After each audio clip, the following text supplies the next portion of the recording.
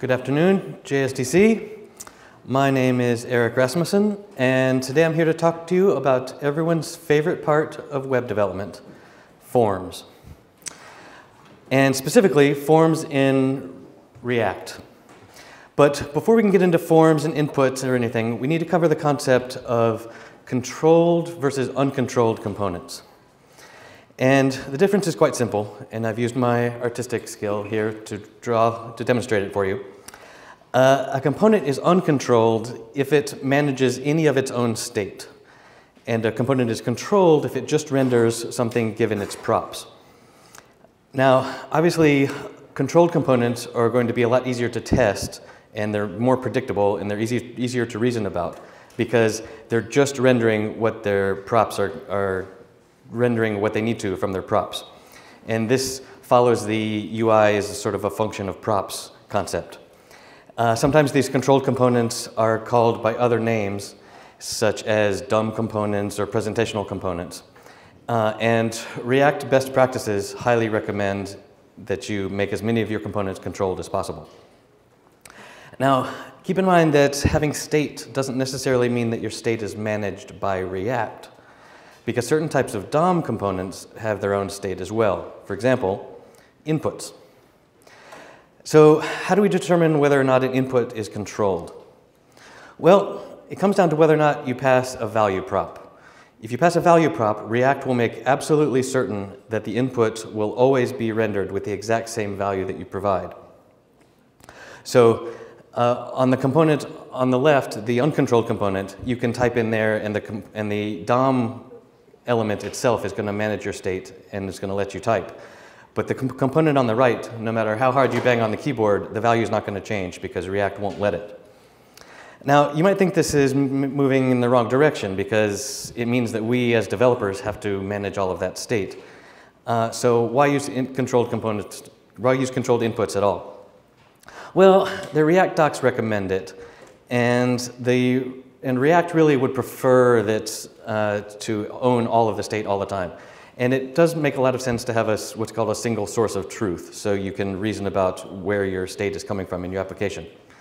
And as such, React does its best to abstract away the DOM, including wrapping DOM native events in synthetic events. And some React frameworks don't even use the DOM, like React Native, for example. So what does a controlled input look like? Well, this is 2019, so we're going to use hooks. And you need to start with a React use state, which is going to give you a tuple of your value and a set value. And then you pass the value to your input, and you add an onChange listener to your input to get the new value out of the event.target.value. Pretty simple, right? But there's a bug here. Does anyone see where the bug is? On first render, the component will be uncontrolled because we haven't passed an initial value. So the value at first is going to be undefined, which means that the React in development mode is going to yell at you and say, hey, either make your input controlled or uncontrolled because this is probably a bug. But it's easy to fix. All you need to do is add a default value, and now our input is controlled. Now, the React docs, this is about the total extent of what the React docs tell us about how to build forms. They just tell us how to control the state of one input. And like if Facebook had provided some recommendations of how to manage the structure of form data, you could have saved us all a ton of time, but they didn't. And I have a theory about this. This is probably not true, but I like the story. If you think about it, how many inputs does Facebook's flagship product have? There's only one input here. This is probably the most used form in the entire internet, and it just has a single field. So much like Facebook did with Flux and GraphQL, they really left forms management up to the community to sort of fight it out and see which ideas rose to the top. Now, for small, simple forms, you can just copy and paste. If you can't read this, don't worry. You can just sort of copy and paste your use state to make 3 different little state values, and you can pass your value and your set state value to each of these, callback to each of your inputs. And then on submit, you can sort of gather up all your values and submit it. And this is fine for maybe a small login form, and you can even imagine how you could add some required validation to prevent submit if all the fields weren't filled out. But I think you can quickly see that if you have more than a handful of fields, this is going to get very messy very quickly. Not to mention, form values are not the only state that you need to keep track of with forms. So what do I mean by form state? Well, obviously you've got your field values, but if you've got validation, you also have whether or not each individual field is valid or invalid, as well as whether the whole form is valid or invalid. And you've got dirty and pristine, dirty being has the value changed since it was initialized, and you've got that also for each field as well as for the entire form. That can be useful to decide whether or not you need to submit the values back to the server. And if you've got validation, you've got your validation errors, and it's also nice to sometimes keep track of which field is currently in focus, which one is active. Maybe you want to show a little tooltip to help the user figure out what they need to enter into that field. And then you've got visited. Has the user ever focused on your field? And then there's touched, which is has the user focused on your field and then left the field. That can be very useful for displaying error messages, as we will shortly see. And then maybe you want to keep track of whether the value has ever changed at all, whether or not they've put it back to the pristine value. And of course, you've got to keep track of whether or not you're submitting right now, because now we do all our submissions with Ajax, and you've got to show a spinner or at least gray out the submit button. And then after you've submitted, you need to know, has your submit succeeded? Has your submit failed? If it's failed, what are your submit errors? And then if the user goes to try and fix some of the submit errors, maybe you want to hide the errors, so you need to know which fields have changed since the last submission. So this is what I mean by form state, right? It's all super easy. You can imagine doing all that with React use state, how many different, or a use reducer, how much of a mess you would have to keep track of, right? And so remember how I said that Facebook left this sort of up to the community to figure out? Well, the first form library that really got popular in the React community was one that I wrote called Redux Form. You may have heard of it. To this day, Redux Form is one of the most downloaded form libraries in the React community. It's currently at like 1.6 million downloads every month.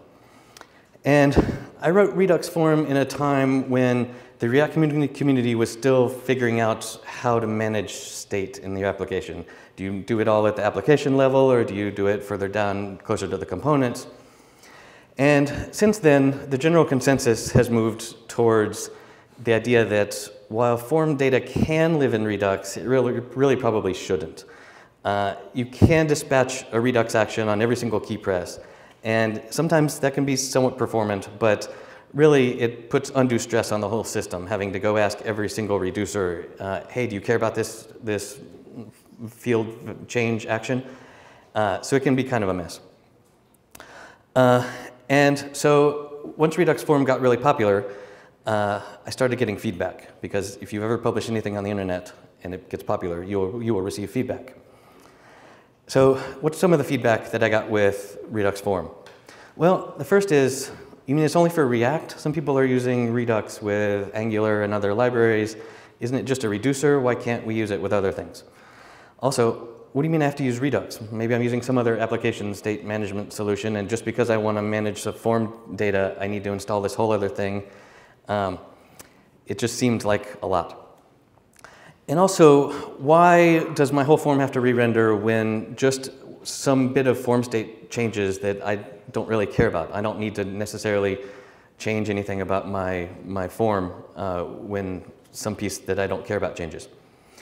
And also, it is over 27K gzipped, which is not a small library. And it just doesn't make sense that if you have a small flat form, you shouldn't have to have your users download all of this extra code for managing arrays of fields and complex form stuff. But the way Redux form is built and the way most form libraries are built is it's all there in the bundle, and you have to download it no matter how complex your form is. So I thought there must be a better way, and I took all this feedback and I erased my whiteboard and I started from scratch, and I thought, what would the perfect form library look like? Well, if it could be pure JavaScript without needing a whole bunch of other libraries for managing like immutable JS or anything like that, what if it could be framework agnostic? Because if you think about it, no matter what Vue framework you're using, form state is always going to be form state. Like all of those things that I mentioned, your form values, your errors, your dirty and pristine. If the core state management could just be its own little thing, it wouldn't matter if you're using React or Angular or Vue or web components or whatever 3D virtual reality thing that our grandchildren are going to be bored entering data in their offices. What if it could be subscription-based? So like GraphQL, where you specify, these are the 3 bits of information that I want to be notified about, that I care about, and I don't care about the rest. And what if, rather than being all in one big package, it could be sort of modular, and you could pick and choose what functionality you needed for any particular form. So your users could have the smallest possible bundle for each form that you have. And after thinking about all these ideas, I came up with a solution, and I called it FinalForm.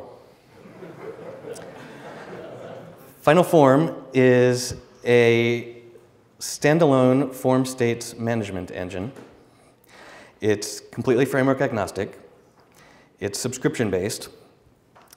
And it has plugin capabilities, which lets arbitrary functionality be added on an as-needed basis. It has 0 dependencies, and it weighs in at only 5K gzipped.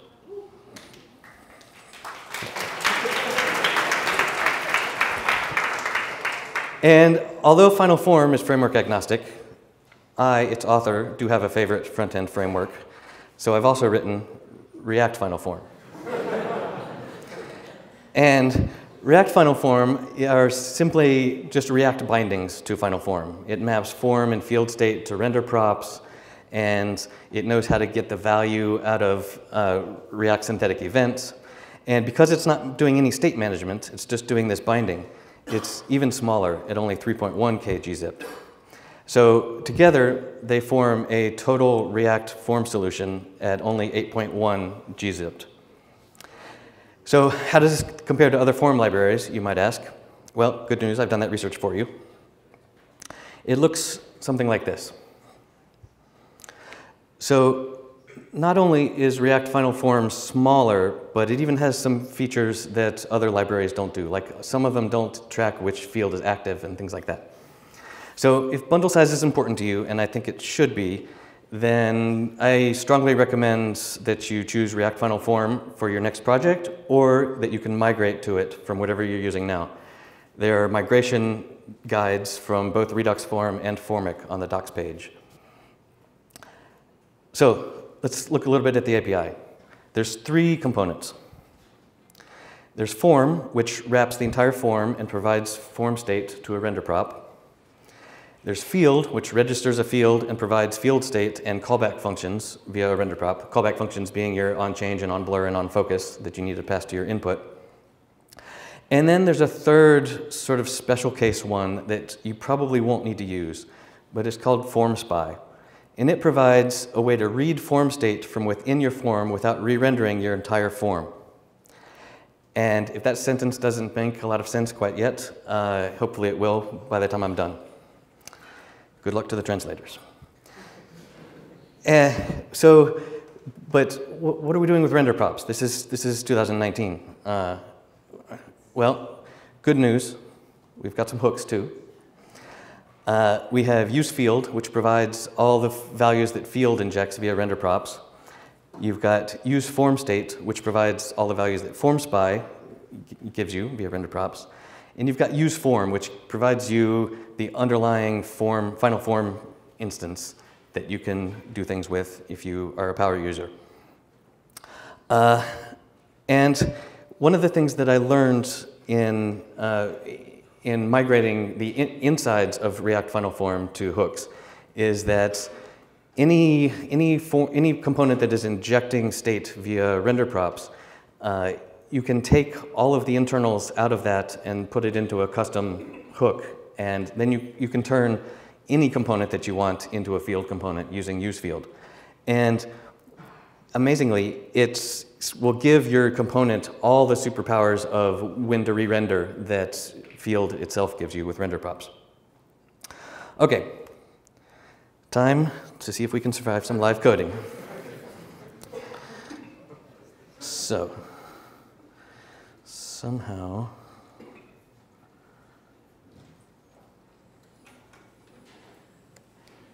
we can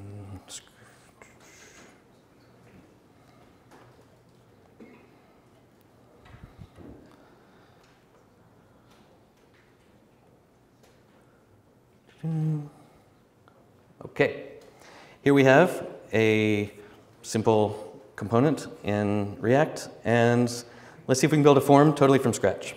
Okay? So first we're going to import form and field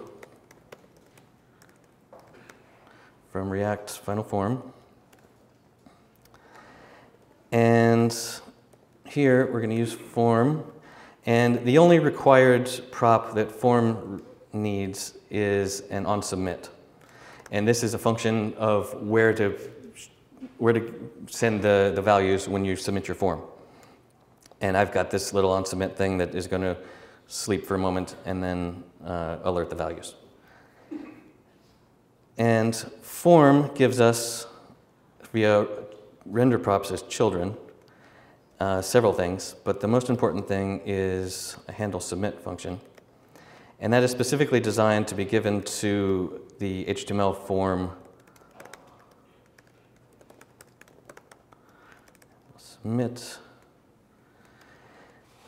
which that handle submit is going to do things like not block the submit if there are validation errors, and it's also going to event.prevent default for your event. So now in here, let's make a row, a label. We'll call this first name. And here, rather than put an input, we're going to put a field. We're going to give it a name. And to start off with, we can give it a component. And this is any of your typical HTML inputs. Oops.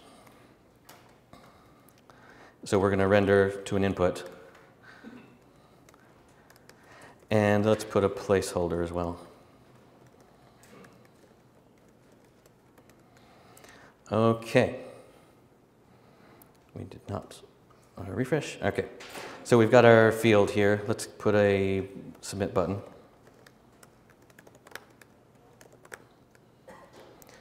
So now we can type into our field here and hit submit, and it waits for a second and alerts. So great. It's sort of working. Let's add a couple more fields, because just one field is, we're not Facebook, right?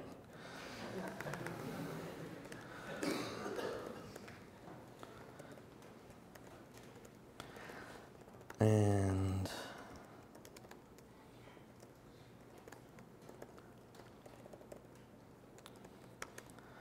we'll call this email too. And now we got our extra fields, but some of the other stuff that we get from our form render prop here, or we get things like our current values and are we currently submitting. So let's go ahead and use those. So we can like disable our submit button when we're submitting. And down here, just for demo fun, let's print out our values.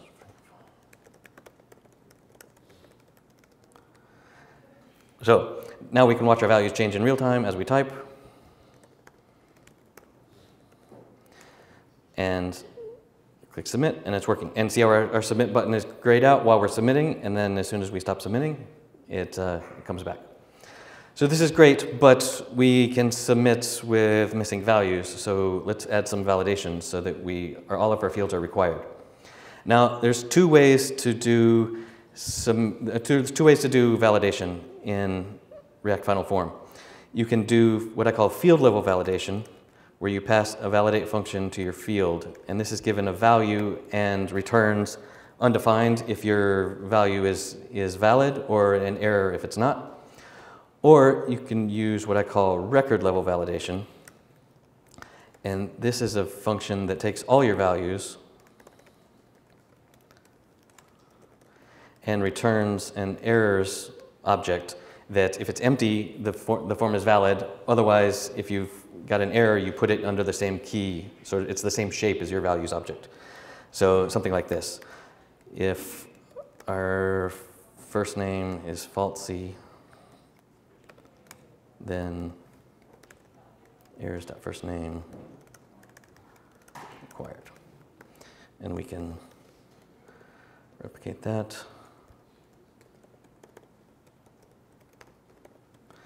So now all of our fields are required. So now, if I hit the submit button, nothing happens because they're all required. But if I do fill it out, then it works. But obviously this is terrible UX because you're trying to hit submit, nothing happens. So obviously we have to display our errors. But how do we get our errors? Well, the error for first name is part of field state. And to get to field state, we can no longer use this component equals inputs shortcut. So let's sort of make a copy of this, and we're going to need to use render props. So this is going to inject some sort of field state. We don't know what it is yet. And let's print it out like we're doing with the values.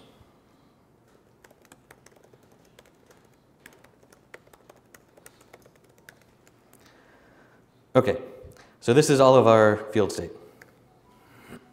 This is all of what React FinalForm is managing for us.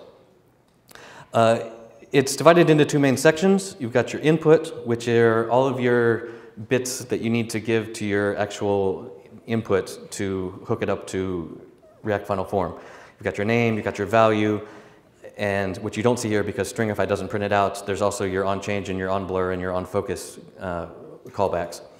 And if we were using a checkbox or a radio button, they would be a checked. It manages whether or not your input is checked or not. And then we've got this big meta section here. This is what you are glad you don't have to manage yourself. So we've got active, that's whether or not the current field has focus. We've got dirty, which is whether or not the field value has changed since it was initialized. And there's two Boolean pairs here. We've got dirty and pristine, which are always going to be the opposite of each other, and we have valid and invalid. And the reason for that is that it's just easier to reason about when you're, it's easier to think, okay, when the field is dirty and valid, then do something, rather than if the field is not pristine and not invalid. It's just there to make your life a little bit easier. And then down here we have our visited, which is has the field ever had focus, and touched, which is has the field ever had focus and lost it.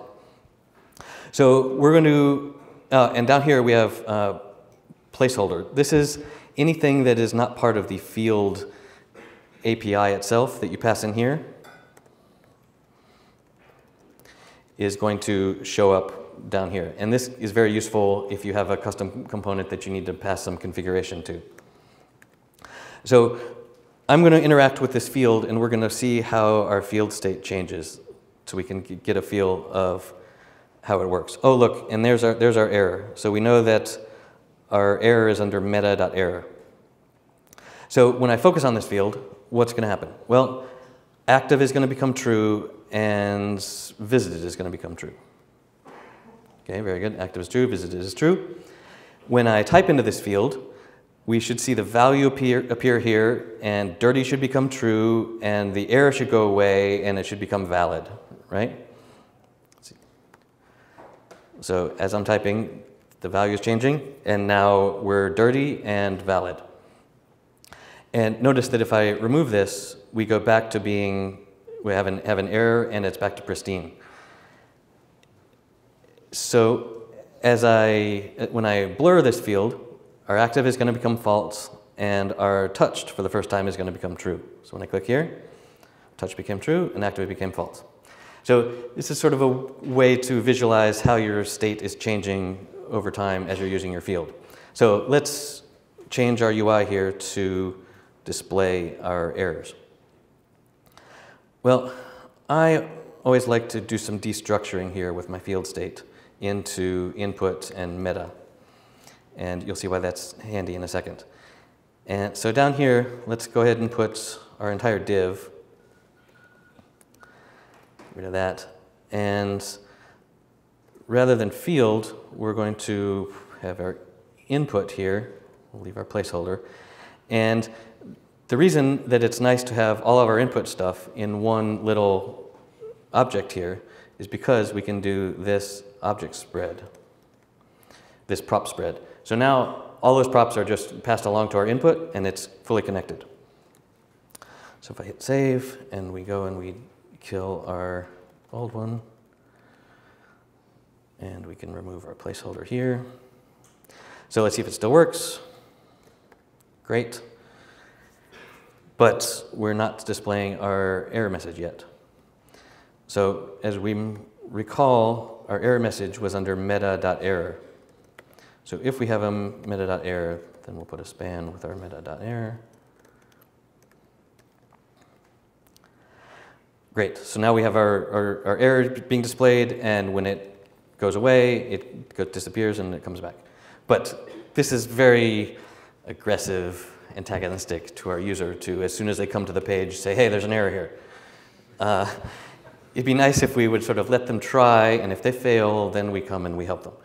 So that's why we have the touched that is nice to include here. So now our form looks nice and pretty, and if we go into first name and we tab out of it, the UI is going to say, hey, come back here, you're not done.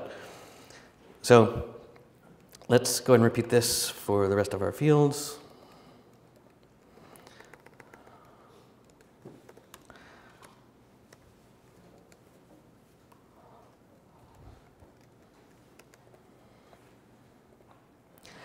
And this was email.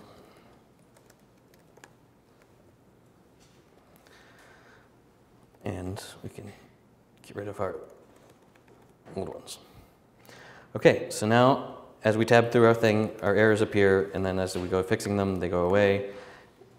And the other nice thing about using touched, is that if you try and submit when you have validation errors, React FinalForm is going to go ahead and mark all of your fields as touched, so the errors all appear, which is exactly what you want. Now, this is more or less how you would build a form using any React form library. It's all going to look something like this. There's some state management going on. And nowadays, most of them have render props. Redux form still does not. But now I'm going to show you what really sets React FinalForm apart from all the others. And that's the ability to fine-tune when your components re-render. So I've got this little gadget called render count that's just going to print out how many times it itself renders. And we're going to throw some of these for our form and each of our fields. And we'll go ahead and put one in here too. Okay, so these little counts here, this one up at the top is how many times the form has rendered, and there's one for each of these fields. So when I type into my inputs, we're going to watch what happens. Every time I type a character, the entire form renders, which causes every single field to render. Now, this is the default, and it's the default for a very good reason. Almost always, this is going to be fine. The performance is going to be just fine for 99% of forms, because your forms aren't going to be that big. But in maintaining Redux form, had some people come to me and say, look, I've got 300 inputs on the page. Come and help me. And when you get more than about 50, the typing starts to lag. And so that's why from the very beginning of designing FinalForm and React FinalForm, I built in this ability to finally control when you get updated about state change. So let's look what this looks like, how we can solve this. So both form and field have a subscription prop. And this is an object of Booleans. So it's sort of like with GraphQL where you specify the things that you care about. We're going to specify here what part of form state we care about. So we can see here that we're using values and submitting. Values true, submitting true. Okay, and on our fields, subscription, what are we using? Well, down here we're using error and touched, and it might not be obvious, but it would as soon as you tried to use it. We are also using value. That's hidden here in our input thing. So we're using these three parts of our field state. So we're going to add this to all of our fields. So now, watch what happens. Everything's only rendered once. When I focus on this field, it's not going to re-render because we don't care about whether it's active or not because we didn't subscribe to that. And when I type in here, only this field should re-render. Okay, so we have a problem. Every time I'm typing something, it's re-rendering the entire form. What's the problem? Well, the problem is that we're printing out our values down here, and anytime our values change, we have to re-render the whole form. So that's no good. We cannot subscribe to values here. Now watch what happens.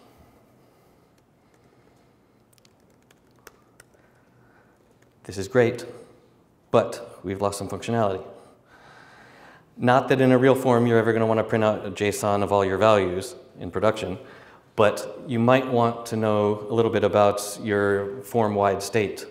So we need a way to get our form state from inside our form without re-rendering the entire form, which you may recall is what FormSpy does. So if we have FormSpy and we come down here and we say FormSpy, and this also has a subscription, and we say all we care about is values, and that's going to give us via render prop our values.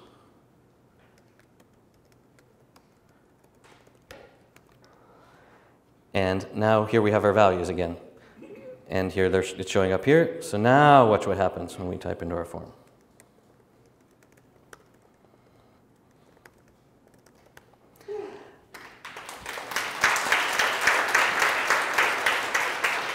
So only each field is re-rendering when it needs to. We're still getting our form state down here.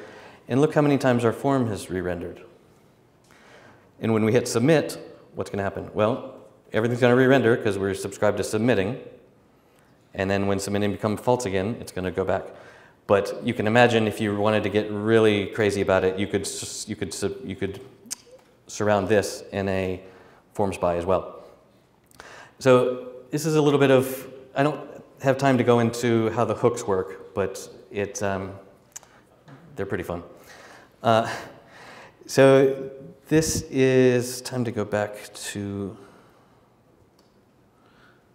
the presentation.